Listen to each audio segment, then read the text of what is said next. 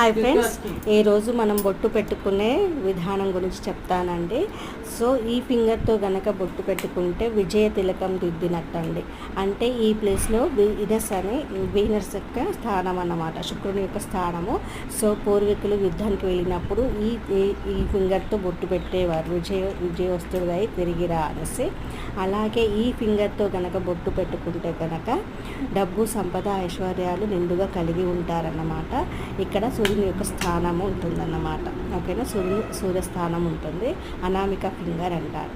అదే ఈ మిడిల్ ఫింగర్తో కనుక బొట్టు పెట్టుకుంటే కనుక ఆరోగ్యము, పీస్ఫుల్ మైండ్, ప్రశాంతత కలిగి ఉంటారన్నమాట.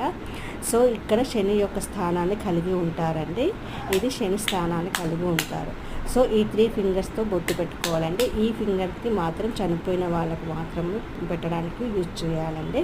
మనం ఈ ఫింగర్తో పెట్టుకోవద్దు. ఓకేనా, నా ఛానల్ని లైక్